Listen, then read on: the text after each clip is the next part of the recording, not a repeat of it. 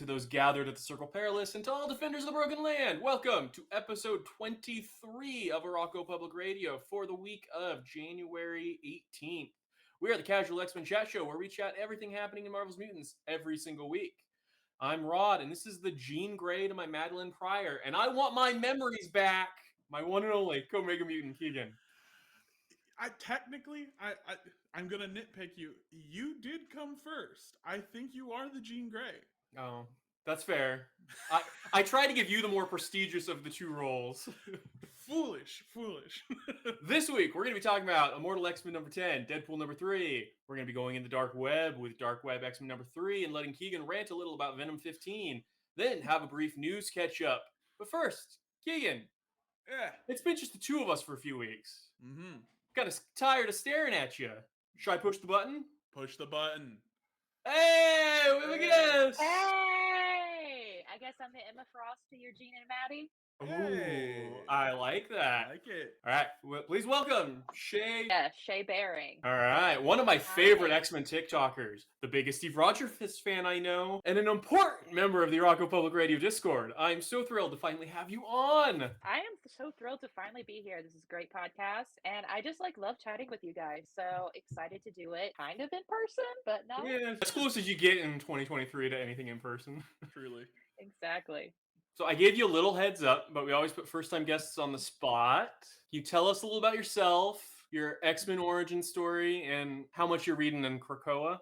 Because that's our shtick. Oh man, you all talk about Coccolo? I'm shocked.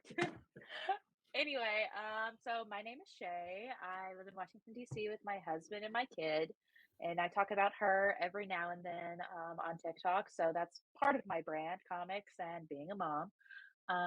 And yeah, so my X-Men journey begins like most millennials with cartoons. I have vague memories of watching X-Men the animated series, but for me, my X-Men the introduction and show was really Evolution. Like had a huge connection to that. Absolutely loved it. I think it's because it was similar to Harry Potter, and it kickstarted my obsession with interesting boarding schools with crazy goings-ons. Which, if you give me a book or a story with that, I'm going to read it, like The Secret History by Donna Tartt, one of my favorite books. I also come by it a little bit honest. My mom was a huge X-Men fan in the 80s. Storm is her favorite superhero. And even though I don't remember seeing the original X-Men movie, the memory I have sticks out is her complaining about how much she hated Halle Berry as Storm, and the writing was terrible for her. She's like, that is not Storm. She is Regal, Queen of the Morlocks. So I do come by my ranting honest, I have to say. Like, I get that from her, but it's great. I kind of started reading comics early in the early aughts, but I was more of a DC person than Marvel person. Then DC the New 52, and I'm like, screw you, DC. And I got into comics around when Endgame was coming out, because plot twist, I didn't like it, but that's a story for another topic. And I decided to just start reading a bunch of comics as a palate cleanser. And that just like Krakoa was starting to kick off, or like about to. And just reading into it, I was catching up on the old stories, everything from like Messiah Complex and all of that.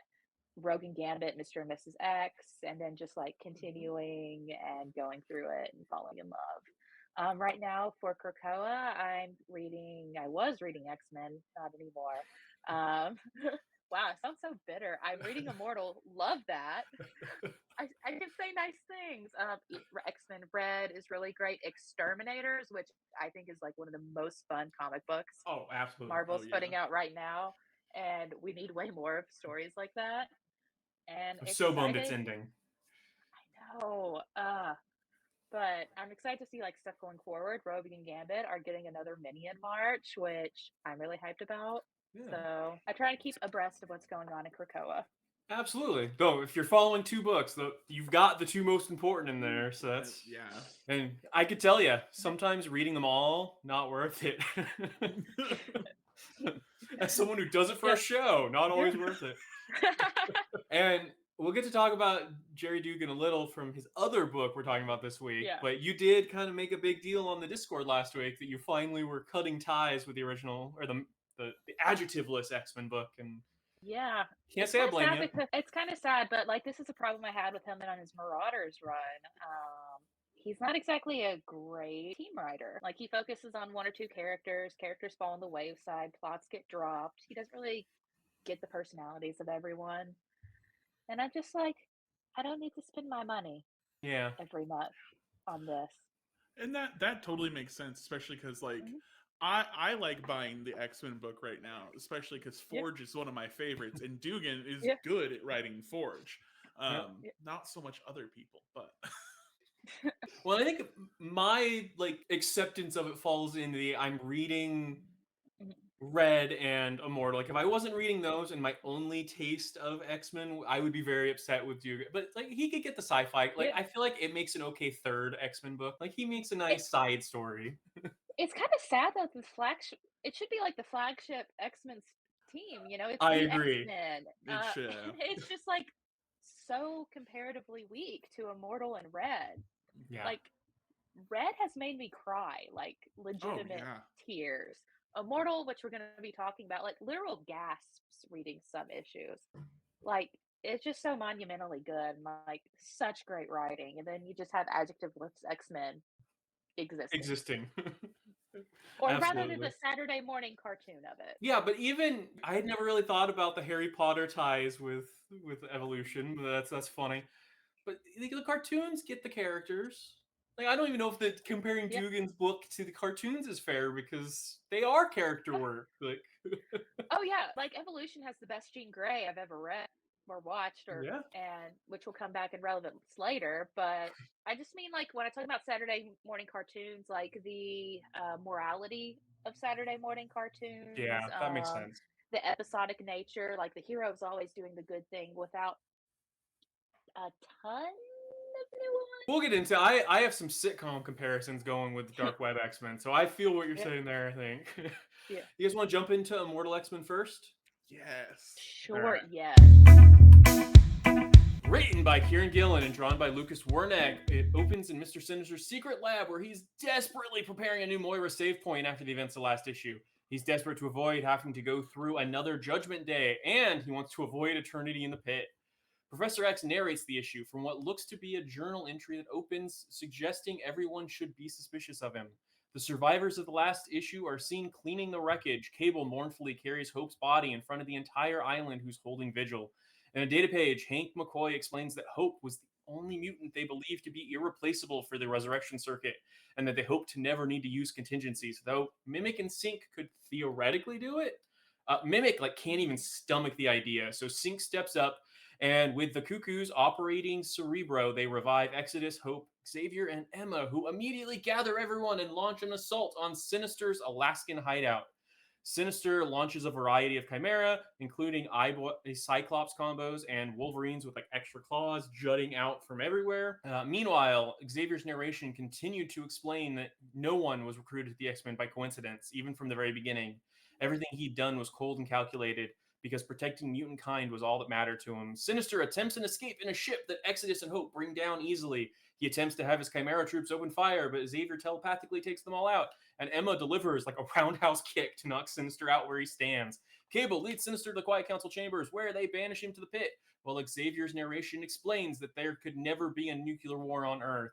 He has placed a psychic block that would cause any world leaders to freeze in place if they tried to push the button. At the meeting's end, Destiny tells Mystique they gotta get the heck out of there right away. Xavier's narration concludes talking about how mutants have always been victimized, but he has never been one himself. He takes off his helmet, looks at the mirror, where on his forehead rests a shiny red diamond. Woo! That's the way to kick off an event. The gasp I let out. I gasped so many times that issue. First with the nuclear war thing, I'm like, oh damn. I figured that was the mic drop. I wasn't expecting Yeah, another mic drop yeah. 2 pages later. And just so many mic drops. Since you brought it up, we could talk about the implications of he would prevent a nuclear war and the other things he hasn't prevented throughout Marvel history we could talk about, but that's okay. Yeah, I like how he admits it's an interesting thing about talking about power, especially like with X-Men and even superheroes in general, just what they can and cannot prevent and what is free will and not free will. And how he views himself as complicit in all the atrocities that have happened politically because he arguably could have changed it. I Yeah. thought that was such an interesting character beat to hit Oh, on completely. like so many fronts. I think it's something interesting that I don't know any issues done that threads kind of the two portrayals we've always gotten of Xavier, because he's either portrayed as a hero who will do anything, or like the jerk who will do anything to protect mutant kind. And like this was a level of nuance I don't think we've ever seen, where like, Yeah. that's a really gray thing morally. Yeah, it kind of actually talking about it makes me think of what Magneto was saying as he was dying. You know, Charles is a good man, and a good man will do anything to be perceived as a good man. And it just like kind of Yep. weaves together with all of that. Completely. Absolutely. I mean, yeah, it really shows there's been that plan in everything, and it's been clearly shared with Ewing. Because yeah, that it was such a cool moment for him, but also like you guys were saying, the cold and the calculating nature of Chuck as well. It's just I loved his monologue where he was talking about how it's good he had his powers and Eric had his powers, because if Eric was a telepath, humanity would have already been wiped out when he was at his Yeah. lowest mental point. I'm like, dang, like you're yeah. right. But it just like saying it, no one's ever actually like said that really. Yeah, the that was another moment where I gasped, was him being like, Cerebro allows me to find every mutant, which means it allows me to find every non-mutant. I could just go through all of humanity figuring out who's what and wipe them out. It's so good. And you brought this up, Keegan, but it does really emphasize how excited I am for this Sins of Sinister crossover, because I don't know that we've ever had a full year of build from three separate writers that are clearly coordinating this well. Like, this wasn't something planted in the last few months. This was planted well over a year ago in three separate ongoing comics. Yeah, it's really beautiful and really exciting, and it's a really great time for an X-Men fan because like the brand synergy is so good, and we haven't seen that level of brand synergy in such a long time that it just makes the world feel connected. Even the Jonathan Hickman led office, I feel like was everyone following his lead in a way that this really seems like a collaborative effort, at least leading into this event. We could talk about Fall of X or whatever is going on with those buildups and how that might seem a little more disconnected, but the lead up of these three books into this event feels like the most coordinated since I've been following weekly, at least. I'm so stoked. And everyone's like playing to their own strengths so hard. Yeah. Like everyone is so good at what they're doing. It's really beautiful. Absolutely. Okay. Does anybody remember what the Sinister secret was for this issue? I don't remember. No, I don't. I'm sure you do. Finally, someone who actually deserves it gets thrown in the pit. Good riddance. Do you remember some of the speculation we had over the last few months, Keegan? I don't remember all of what we were saying. No. I remember at one point we were convinced it was going to be Destiny. At one point we were talking about it being Logan. I think there's kind of a simple beauty to it being Sinister himself, and that it was more of a sarcastic. Yeah, I think, you know, for all of our speculation, I feel like sometimes we do just kind of let Occam's razor go out the window. You know, it's like the simplest explanation is that Sinister is in the pit because he is an asshole and he knows he's an asshole. And we're like, no, that can't be it. I mean, at this point, he's the worst person left on the Quiet Council. Like, oh yeah, well, and I feel like if anything we've learned, he's the worst who was ever on the Quiet Council. Yeah, like he's just, I mean, like he's the worst. So, like, out of all the QC members, like, yeah, it's gonna be him. Like I said in a TikTok, part of my cursing, you know, like the Quiet Council fucked around, and this is him finding out. Absolutely.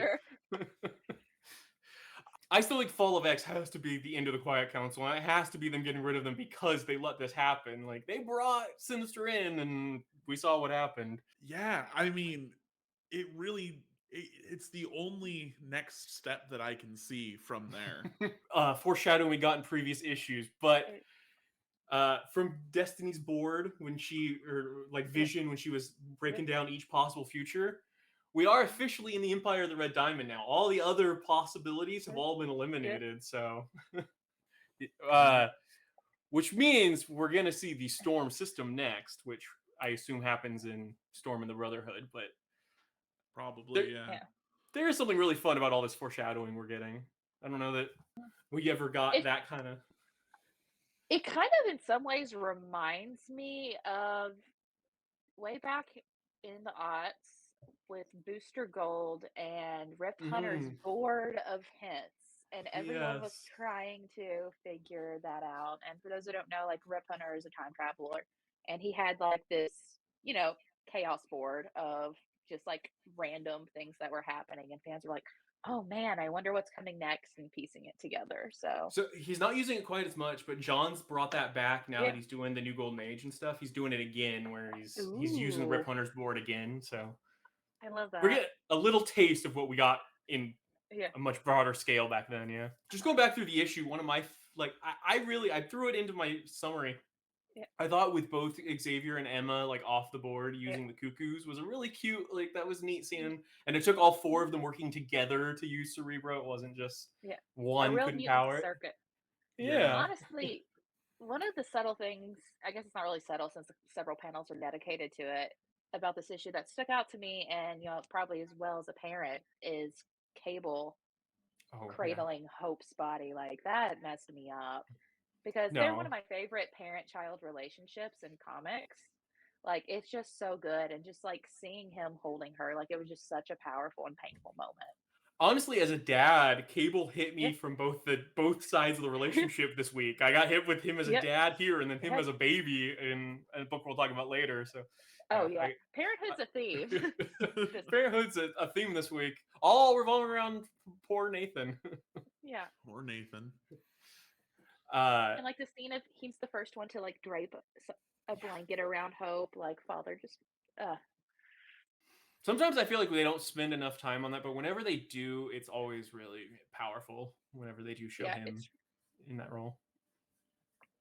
Well, and especially if you came in during Mutant Messiah Complex, I'm sure you've got a special attachment to that relationship for sure. Mm-hmm. It's just like so good, and I love it. So, and this is just pure, I just want to pick your brains on it. We saw when Xavier dies, no diamond. Even when he pops out of the egg, no diamond. I've seen two theories online.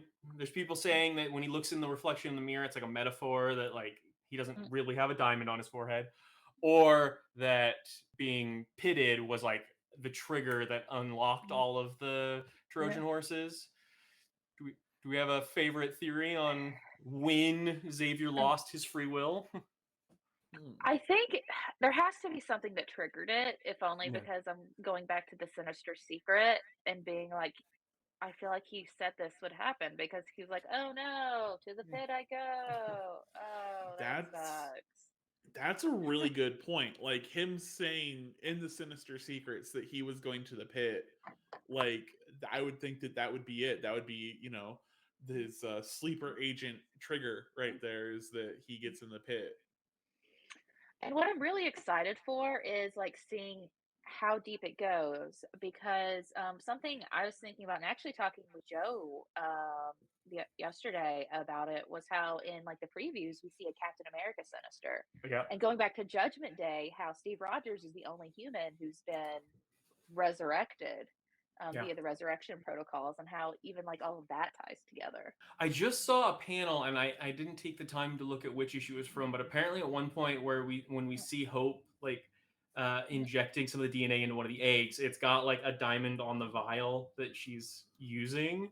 So, and we knew he had used they used his like database of DNA. So I'm definitely curious. Yeah, that's entirely reason he's on the seat of government, or how they justified. Yeah, why he was there from the very beginning. I think that's probably why the diamond on the vial like probably didn't stand out to me, because I'm just like, yeah, of course it's his brand. Of course he's going to put his logo on everything that comes from him. That's true. That's fair. And I also love talking about how when he was the X-Men were surging on his island, it was me and Moira and Magneto who built this. It was me. Yeah. And just like the layers it goes into it. Now, well, that's what got my gears turning, was both that line and then a few issues ago, and it could just be a reference to Mike Carey's stories from before, but Destiny made that reference back in, was it the 30s, the 40s, whatever, whenever that flashback issue took place, where she talks about how he wants to get embedded in all of these families, including the Xaviers. So has all of these like deeds that we've been criticizing Xavier for making, like how much influence has he had already? I don't know. Yeah, that's crazy to think about.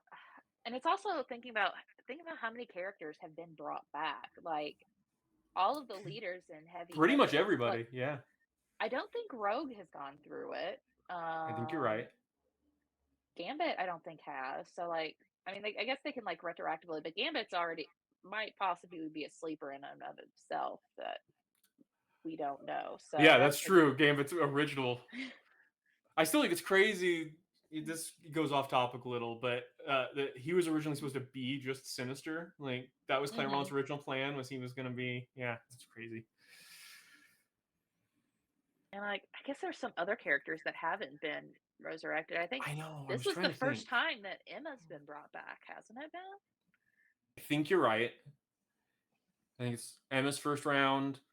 So Joe brought up last time I brought this up that apparently she had been at one point, but I see people talk online a lot about how Storm has been like a survivor and hasn't been brought back.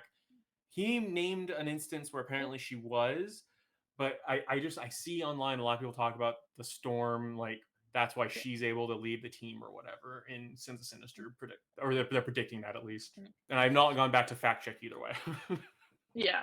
And part of it is like there's a lot of artist errors over the years where if they're doing like things like Resurrection, they just like throw a recognizable character in the background or something. So like that could even be part of it too. Well, yeah, we just had that with Darwin. That they Yeah. drew him as being revived, and they made it an entire plot point that he hadn't been. So, all right. I did want to, because we're talking about the amount of foreshadowing. I don't know if you guys saw this. Kieron Gillen does like a blog every issue he posts, and he had this great quote where he talked about this issue. He said, "Good or bad, this is exactly what I wanted to do with the book. It's the Xavier point of view issue, and I've had the entire monologue and a lot more lying around in my hard drive from before issue 1 dropped." So when I went back to write my notes, I read the entire monologue in the context of like nothing else had happened yet, and it really shows how much this dude plans ahead. It's really cool. It also shows just like a deep understanding of the characters that he's writing. If even before like the entire story has been like fully put down to paper, and you know, it shows how much he gets it because this is like one of my favorite portrayals of Charles. Like that monologue is like top tier character exploration. And you know, Immortal stage is a focus on each character, and he's done really well with that. And like it's Immortal, like there's a lot of plot going on, but it's also a character study after character study, and I just love that. What's the thing? It is somehow the flagship plot, but it like that's the B part of the story. Like it is the main focus of the X-Men story, but story is not the main focus of the book. The book is focused on characters and happens to have this really important story that happens behind it. It's kind of amazing. Yeah, I mean, that's why I really like it. I'm a character-driven person. Like, plot can matter, but I'm more interested in like what's going on in the characters' heads, what makes them feel like human, to use that term for the mutant characters. But you know, what makes them feel like people and recognizable. So like, Gillen's probably like one of my favorite comic writers right now because he does it so well, and he did really well in Judgment Day too. Oh yeah. I mean, I think Rod, I think you can agree with me on this one. Probably is that like Immortal, as far as like the character work that it's doing, is doing what I wish the One Bad Day line was doing with the villains. Yeah, there you go. Like that's what I was expecting out of it. I hadn't drawn that comparison, but absolutely, this is doing One Bad Day better than DC is doing One Bad Day. You're right, absolutely. But yeah, and like I think it's really cool. Like he had his end point, beginning point at the same time, right? With this Charles issue, and like built to it so perfectly. Like, He did drop Kieron on Twitter. We're getting 2 more issues and an annual, which those last 2 issues are going to be the Storm and the Colossus issue. Hopefully we get like a year 2 or something after Fall of X, but that's what we can expect from Immortal once Sins of Sinister ends, is 2 more issues and an annual. Exciting. And if this is the end of the Quiet Council, like I think it was an interesting run, and I'd be excited to see what comes next. Yeah. I have a feeling the only path forward is something where the collective of mutants get more of a say, right? Like that's the only way Krakoa can survive going forward once they know how the oligarchy like played with them. Like they're gonna have to either step up and say, "Hey, we get some say in who rules us," or it really is going to be the end of like it as we know it. And I'm really hoping it goes some way they salvage the Krakoan experiment because I'm loving it. Yeah, but... I think Coccolo at this point always has to exist in some form, and maybe that's just wishful thinking for me. It might not be like the center of the world anymore. Like I fully expect once X-Men 97 or even X-Men enter the MCU, Krakoa is not going to be the focus anymore because synergy exists. It's a thing. You can't escape it. But yeah, so I think that's coming. I just hope Krakoa doesn't go away completely. And it makes sense. Yeah. Because like people breaking off and forming their own countries or like their own factions, like that's a natural consequence of nation building and world building. I mean, I think Krakoa is always going to be there to an extent, the way Wakanda is now. I think Krakoa is a eternal part of the Marvel universe, to some extent. Like you said, maybe not the focus, but it'll always be there, just like Wakanda. And is it Atlantis in the comics and something else in the movies? I can't remember anymore. Yeah, it's in the comics since Atlantis, and I can't remember what the new name is, but it sounds really cool. I can't say it, and I'm not going to try to butcher it, but it's got that really cool kind of Mayan influence name. That's really cool in the movies. I can't remember. It's like something with a T, Tutulticon, something to that effect. Yeah. I haven't seen the movie. It's good. It made me cry. I don't really ever want to watch it again. I think it's within the next few weeks going to end up on Disney Plus. So watch it when it hits. Hit it when it. I've been comparing it to. I think it's going to go the way of like the Savage Land, where it'll be like in the toy box, so they can go visit Krakoa when they need to. But as soon as synergy hits, it's going to be de-emphasized, and I think we're all going to be bummed for a little while because it's going to be a tough loss. I go back to constant persecution stories. Like I like how the metaphor shifted to minority and mutant celebration and culture building. So I don't really want to go to like the storyline everyone hates us still exists, but it's not the only story completely that exists. And I do think that's a hard thing about once they go for synergy is they're going to go right back to the constant cycle of new genocidal threat, new like they just barely survive, things have to constantly get worse and worse. I think you're right, and I think that's a real bummer. Deadpool 3, and we need this one kind of quick. Deadpool 3, written by Alyssa Wong, drawn by Martin Coccolo. Lady Deathstrike is having breakfast with her brother, Lord Deathstrike, on a lovely patio, where he's taunting her for failing her atelier tryout by not killing Dr. Octopus. Luckily, he does have a new, final opportunity for her. She has 1 week to kill Octavius and Deadpool. Deadpool is recovering in Valentine Wong's house, who admits that they think he's cute and want to help nurture the Carnage baby growing in him. Harrower and Doc Ock are also having breakfast while plotting how to get Deadpool. Harrower reveals that the new Carnage baby has a genetic compulsion to find her, and the pull works both ways, so she knows right where they are. Valentine and Deadpool go on a date at the zoo, where Harrower uses her powers to send giraffes to attack. Lady Deathstrike also arrives at the zoo, but she gets sidelined by an army of bugs as Harrower activates all the animals in the zoo as minions, and they all attack.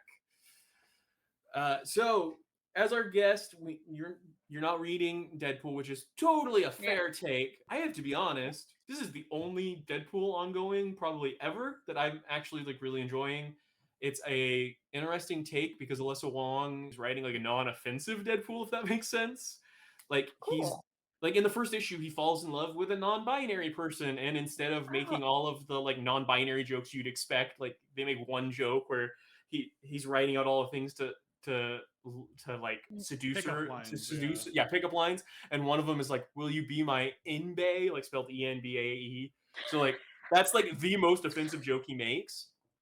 And it makes it really interesting because I always avoided Deadpool because I always thought of it as kind of like that dude bro misogyny, like chimichanga and sex jokes, but she's giving it a really interesting take that's a lot of fun. It's super not related to anything else X-Men. I thought when he joined X-Force they would be more tied in. It's not tied in at all. So it was a fun issue. It was a cute issue. I liked the whole date aspect of it. I think him and Valentine are fun together. It's a fun dynamic I don't think we've seen. Yeah. I only had a couple notes. I said it was neat to see Harrower finally feel a little different than Poison Ivy, because if you've never seen this character, Deadpool was only her second appearance. She's basically a Poison Ivy like exact analog. But she's the granddaughter of one of the old ladies from the Hickman era. The horticulture? Yeah, she's the granddaughter of one of the horticulture ladies. So that's how they like tied it back into the X-Men by bringing her in that way. But she likes animals too, so they finally made a way to make her separate from Poison Ivy. She's not just the plant lady, but she also is like, oh, I also control animals. And then the zoo had 3 mascots that they go visit. Teeny the tiger, Vita the Venus flytrap, and Leah the lion. And I just thought that was a really cute tribute because they were named after Teeny Howard, Vita Ayala, and Leah Williams. So I thought that was like a sweet tie-in. That's all my notes on Deadpool, though. Do you have anything else, Keegan? Not at all. It was a fun, inconsequential issue. There we go. Well, when it hits Marvel Unlimited, you should give the first issue a shot. I'll definitely be willing to check it out. I think, like you, I've just been kind of turned off to like the character of Deadpool, and I really don't like the meta characters. Yeah. Deadpool is, or even like Squirrel Girl to a degree. So I don't blame you. Like I probably wouldn't have even given it a shot if it wasn't for the show. Yeah. So. Yeah. You guys want to talk Dark Web X-Men number 3? Let's do it. Into your web.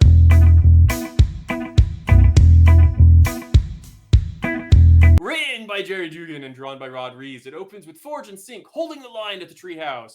Forge realizing since the demons are forbidden from touching Krakoa, he could just use the limbs of the treehouse to expand the borders of Krakoa. After a recap of Madeline Pryor's backstory, the psychic battle between Jean and Maddie plays out. Jean seemingly doesn't believe Maddie only wants the memories and insists she's lying, so they brawl. It begins as an Omega on Omega slugfest with Maddie calling on demons and Jean blasting through walls, but devolves into like headlocks and hair pulling like any sister fight does, before Jean breaks free, frees magic and tells her to meet up with the X-Men. She's surrendering to Maddie's shock. Jean admits she assumed Maddie was out to get her, but she'd just happily share the memories. She sees the good, the bad, and everything in between that parents of toddlers get. Jean even volunteers the more recent teen Cable memories from when he showed up at the beginning of Krakoa. Jean reiterates that giving her the memories doesn't take them away from her. She suggests only Maddie could make everything right and encourages her to say those magic words, "To me, my X-Men." The Summer Boys come running in with a small herd of puppies. Scott blames saving the dogs for why they're late, and Havoc offers to help Maddie make it all right. He might not fit in with the X-Men, but he damn sure is an X-Man. Maddie apologizes to him, and they all agree to go kick some demon ass, with Jean confessing she pushed the Quiet Council to resurrect Maddie all along. Maddie leads them back to New York, while Magic suggests they should keep some of the puppies. All right. I'm with Magic. Let's keep the puppies. Yeah, I mean, Rod, you called the puppy adoption. I am full on board. We need a Magic spinoff. We're gonna need to relaunch New Mutants. Have a Magic spinoff that is just her training puppies. I would read 5 straight issues of her training dogs. You can even show up in Strange Academy. Doctor Strange has Bats the dog, so Magic can just be friends for him. There you go. I love that idea. I was saying, because we have Bitewing in DC, we need Bite Clops in Marvel. So there was some heated discussion early on because out of our circle in the Discord, Joe is very, very pro this issue. Shay, you were the first to come out very, very anti this issue. Yeah. I feel like I might land somewhere in the middle. Keegan, do you have are you leaning one way or the other? I am sorry, Joe, but I don't like this issue. Okay. So I have, various bullet points for talking about Dark Web, and part of it is, the retcon. well, the retcon, but ultimately, was this necessary? Did this need to be an event? It definitely didn't need to Why? be an event with that length of a checklist. Let's go there first. There was Yeah. no need for 99 tie-ins. Like, and as a whole, I have issues with how editorial over the many decades has treated Madeline Pryor, because I feel like they are just so unwilling to let Gene and Scott look like assholes that they're like, it's okay. She's evil, or it's okay. Maddie's just so mad at everyone. She's just raising hell on New York rather than trying to have a conversation. So, and that, ties to it of like the X-Men story could have been solved in a conversation. And while I admit that is very human, like it didn't make for a compelling story. Yeah. I mean, that's the yeah. I learned this exact lesson when I was watching teen sitcoms on Nickelodeon on Saturday nights. That was my first reaction. Was this was the single most sitcom resolution to an event we've ever gotten. And like to me, and like I feel like it's an extra insult, is it's not even like sitcom on ABC. This is Right. SNICK, Nickelodeon sitcom, teens only, iCarly level sitcom. Where was the slime? Although I guess the pudding from the Spider-Man issue. So. The pudding. She's made of slime. Kids' Choice Award. Branding. Are the demons the dancing lobsters? This just turned into the most millennial podcast of all time. Yes, because talking X-Men between two 30-year-olds was never that. Fair enough. So I do think the sitcom thing gets down to, I think what doesn't work for me here is purely execution. Like the idea that we have a story where Gene and Maddie come to terms with like, I never hated you, Maddie. I did want to give you the memories, but you're kind of a psycho. So I thought you were attacking me. Like always, could have been a really compelling story. But instead it comes off as like a bunch of quips and then a sitcom ending. Yeah. And that is, I think, is what made it really hard for me. Yeah, and like there are more things to it. Like for me, the whole Gene Maddie thing, I wish it would have just been more even between Gene and Maddie rather than Gene being like Saint Gene, who's perfectly, nice and wonderful and empathetic and understanding and not really angry, except for like when Maddie's attacking, and Maddie just being psycho. Like Yeah. I wish it would have felt like a more even footing between the women, because I felt that would have just been fair and better writing as a whole. So I've been trying to be really fair with Dark Web because I kind of came in a little jaded because I thought it was really messed up. I loved Vidala's portrayal of her in, was that her last arc or second to last arc? The arc where she got Limbo back. I loved that portrayal, and we'd kind of seen that it was being undone by this before we even got that arc, because we were told about Dark Web all the way back at Free Comic Book Day. And so I went into this a little jaded, and I tried to really give it a chance. But yeah, it really seems uneven with the portrayal of Maddie, that we get the flashbacks that make it really sympathetic of saying like, hey, like, you should care about Maddie. Like Maddie clearly was wronged, but also she's a psycho. And I feel like I did. And that's partially why I didn't like the resurrection retcon, or wish they had given more nuance to Jean on Maddie's resurrection. And the reason I say it's a retcon is because, like, Cyclops in Hellions heavily implied that Jean's feelings on the issue are partially what delayed Maddie getting resurrected, which seems kind of weird and out of character for Scott to say if Jean's like, you need to bring Maddie back. I know we had some, you and Joe had a conversation on TikTok Live, and he kind of made the argument that it wasn't a true retcon, that it was just implied before. I think I line up with you where like it was pretty heavy handed that he was saying like Jean didn't want you back. I took this as a pure retcon. That's the way I take it. And it felt like an unearned retcon to an extent, like it was just to make Jean look good.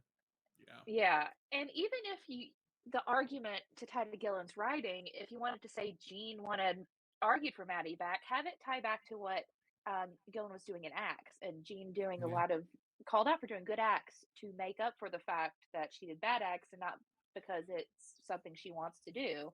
And Maddie using telepathy, being like, oh, really? Because I know your thought process. It has nothing to do with you actually caring or being a good person. That You're just could have been trying really to cool. look good. And I feel like that would have actually been like a more even footing between the women and allowed for a better way to talk them out and them come together.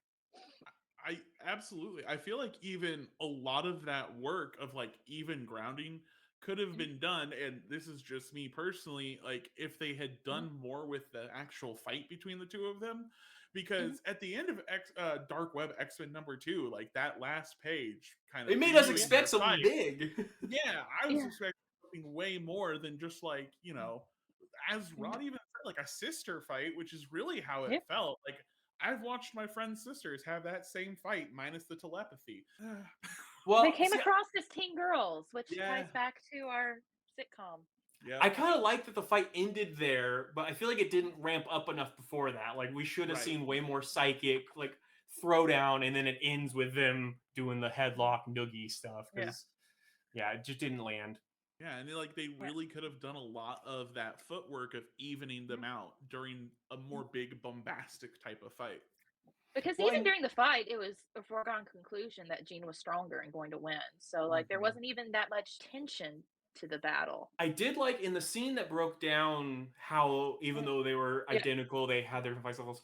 It references, and I wish I had it in front of me to use the phrasing, but it talks about how Maddie would fit in well on Arakko. I really hope that's a seed. I hope she's moving over to red or whatever red turns into.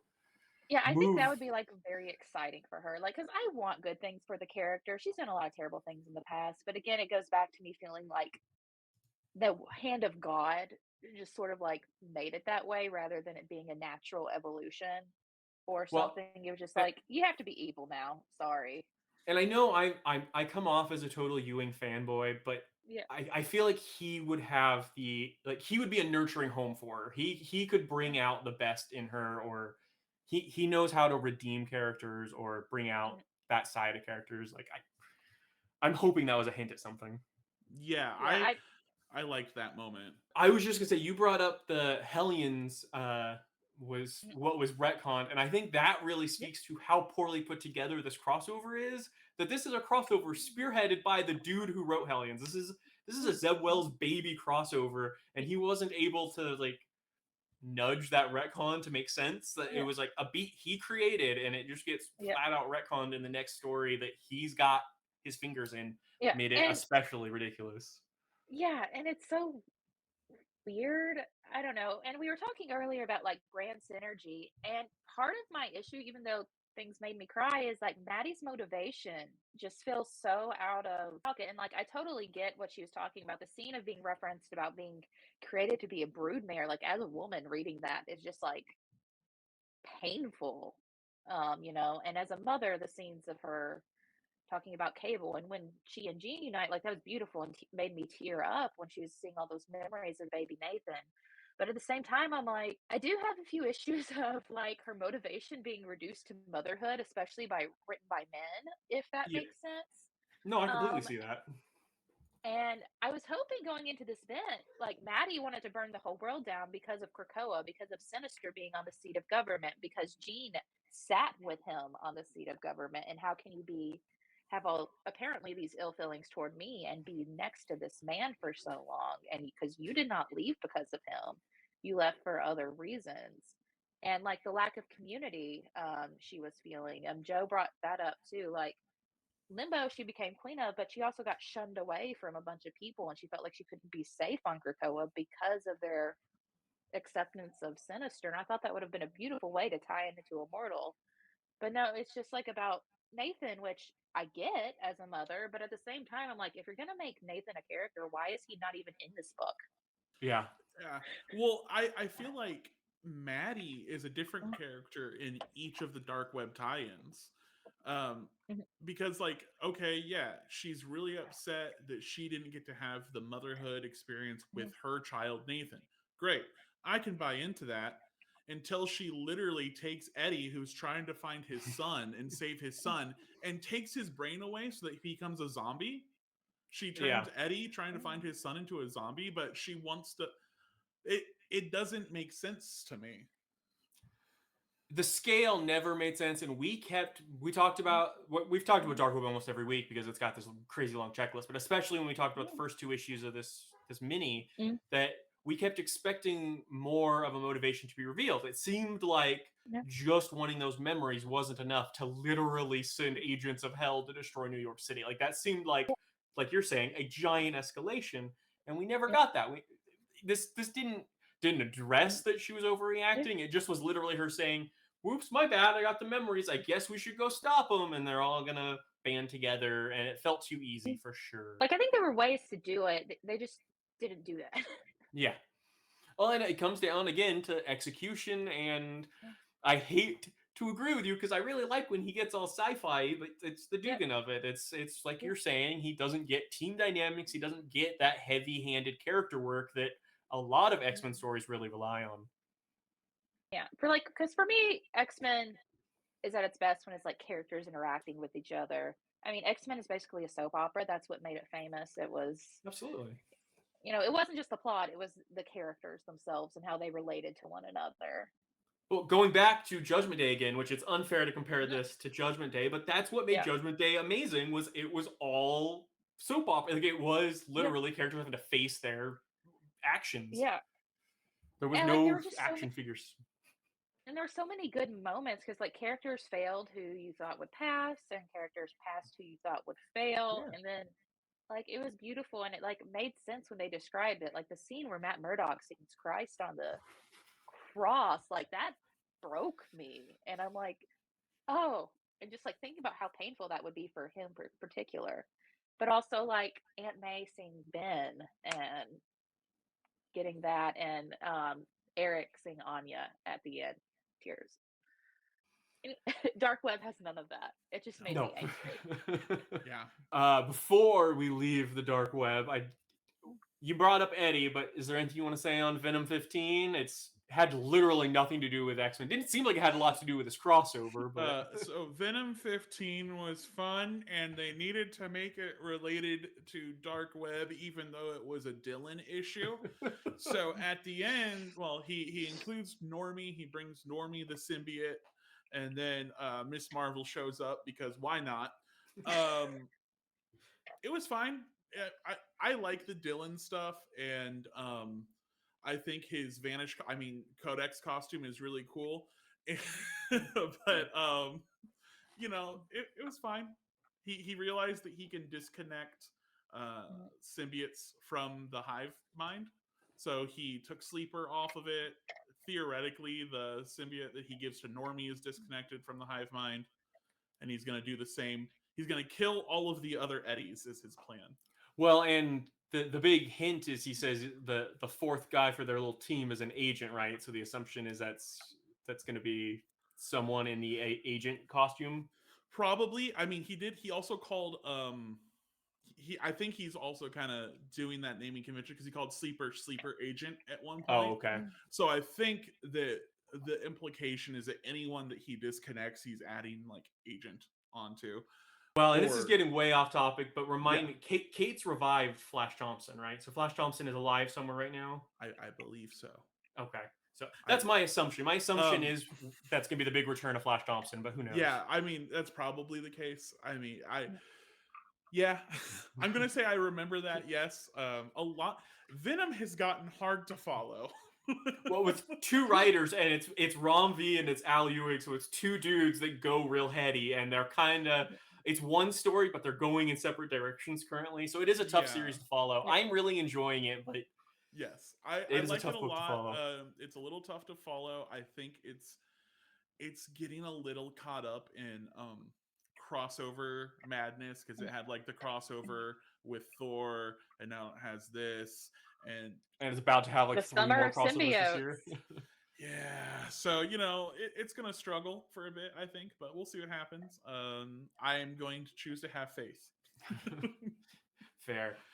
All right, we had a few news stories this week to talk about. Are any of you guys playing Midnight Suns?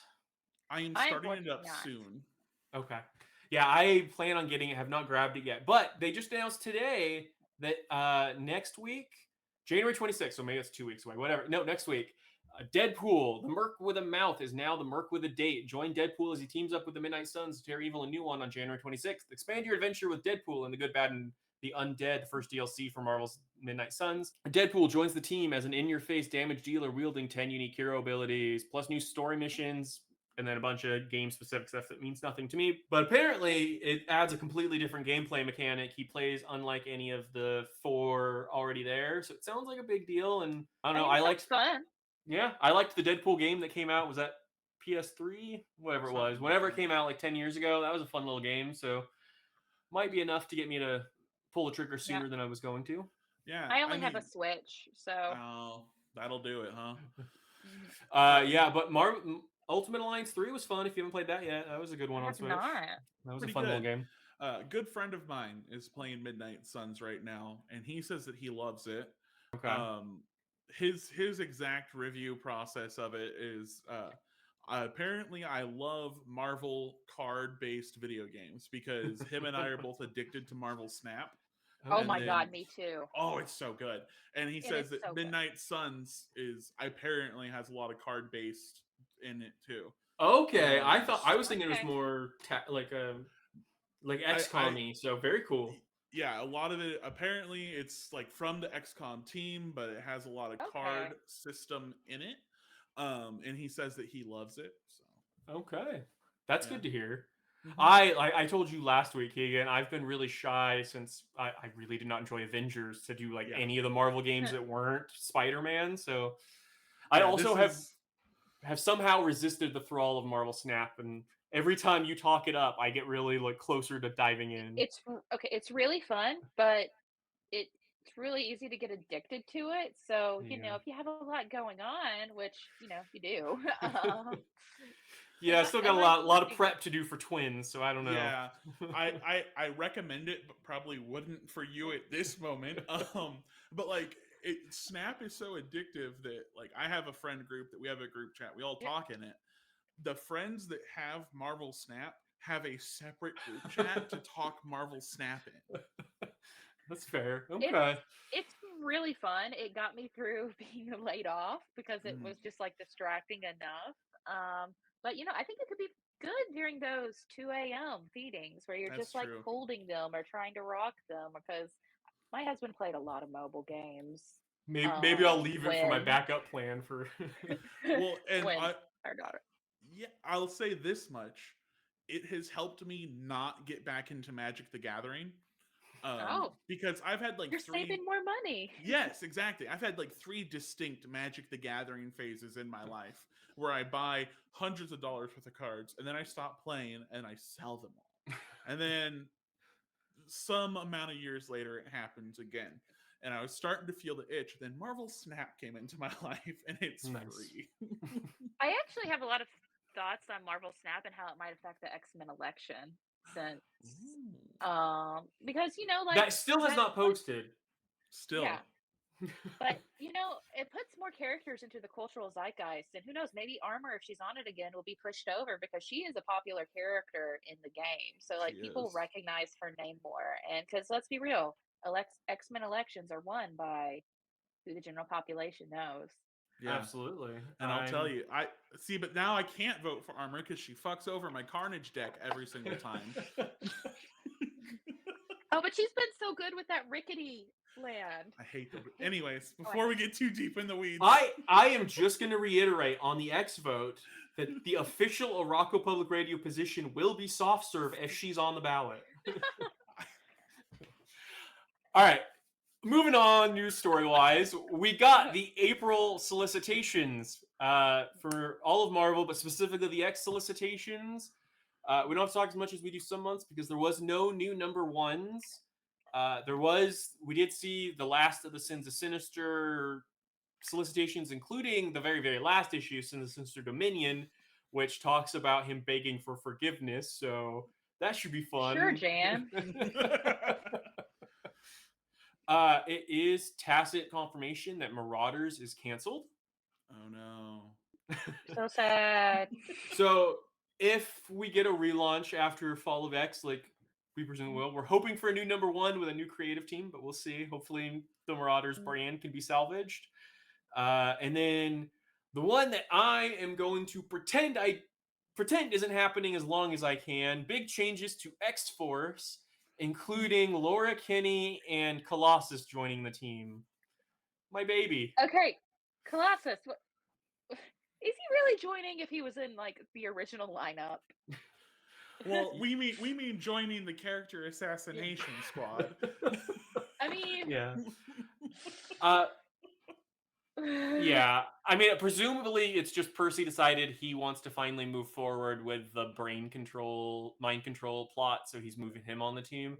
I have a bigger issue with just making Exterminators ongoing and leave Laura over there. Like, we don't need her. We don't need Percy's hands on her.